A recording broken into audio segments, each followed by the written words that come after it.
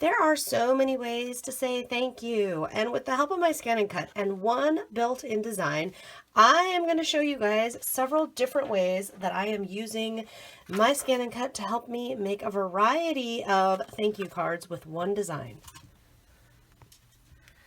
First, you're going to pick a pattern, and for today what I am picking is right in here in all the words. I'm going to pick the word thanks.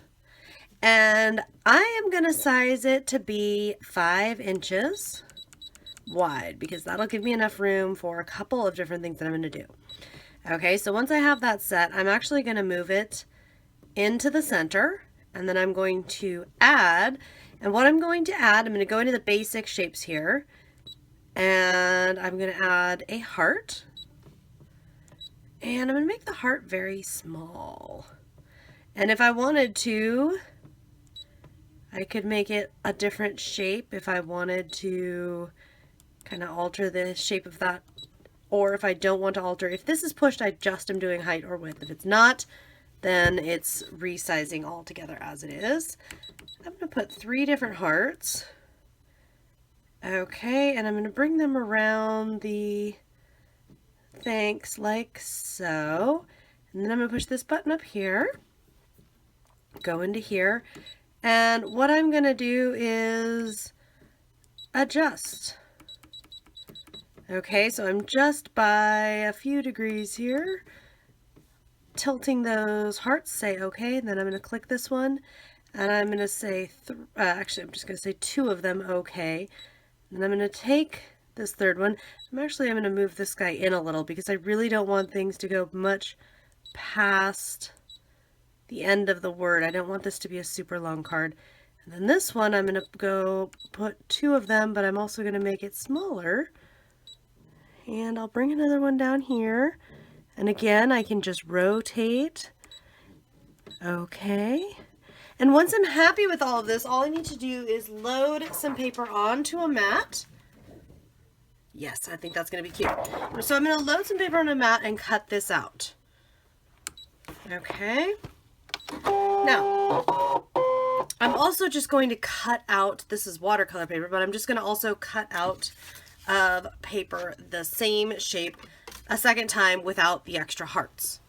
For my first card, I've taken double-sided foam tape. As you can see, here's the front side of what I cut out with all my little hearts.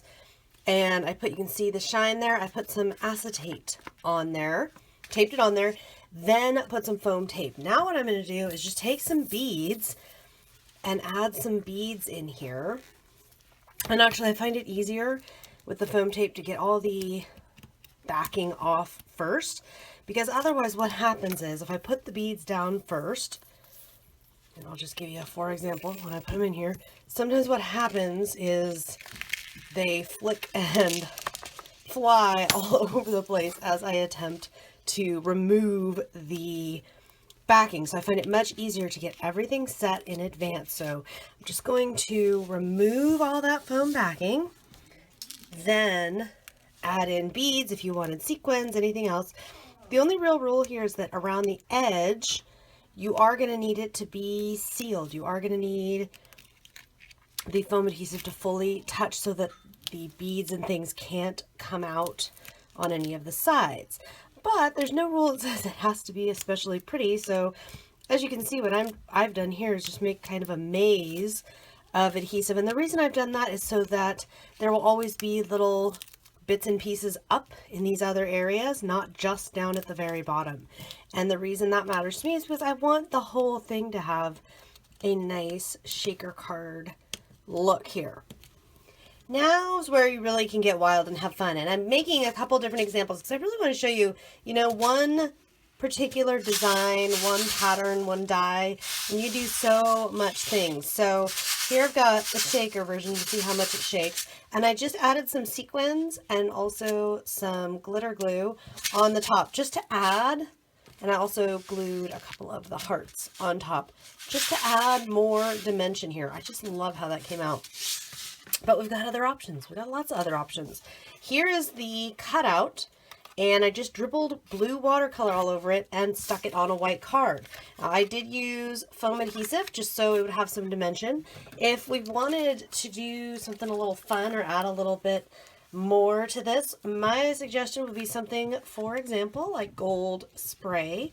Some gold spray can always be just so much fun. And I would take it, and I like to take the lid off and go like so and make some movement across the card, but keep it really simple. You see, by just flicking this, I have a lot more control than, say, if I just openly squirted the spray. So there's a second style, but same exact design that I'm using. More ideas. So here I took this was okay, so I cut it out of watercolor paper, just dribbled watercolor over this one. But on this side, I set it down on a white card and used it as a mask, just rubbing ink and then outlining with black pen, like so. We could do the same exact thing, maybe the other direction with the gold spray, or you could use another color. I just happen to really like the contrast that I get from gold. On this one, you know what would also be fun on this one would be to get in there maybe with some heart stickers. Instead of using the heart cutouts, maybe we use some heart stickers, and these are just little epoxy shapes and stickers here. Maybe I add a few in here and there. That could be fun. We'll put one more here. Another really quick, simple card. And guys, all I'm really using is that same thanks design that was built into my ScanNCut. Now on this one, we could get out the blending tool and get out more inks, and I could just continue to color this, add color, depending on what ink or what watercolor or whatever it is that you might be using. You're going to get different results, of course. If I spray this particular ink, it will blend. So I could do some blending and coloring here, and yes, I'm using my fingers. Why not? So I could do some various blending and color play with this, or since it is watercolor paper, I could just keep using it as a mask as I did, or as a stencil as I did before. That's also another option. Finally, because that's 4, we got one more, and the other one that I've got is right here, where I took the cutout that we used here, I took the cutout part and adhered it to a scrap. Now what I'm thinking could happen, we could go around the edge with some stitching. We could mount this to another color. There's so many possibilities when you're working with a design, and there's so many different ways to say thanks, and to say, take something that, you know, to me, this thanks always looked like a Valentine's kind of a design, but here, as you can see, no pink and no red. So all kinds of different options that we can do. We could add, you know, I'm even looking at this one now, I'm thinking it'd be fun. Maybe it'd be fun to add some sequins and things, or, you know, if we want to keep it pretty flat, both of these are really easy to mail as well.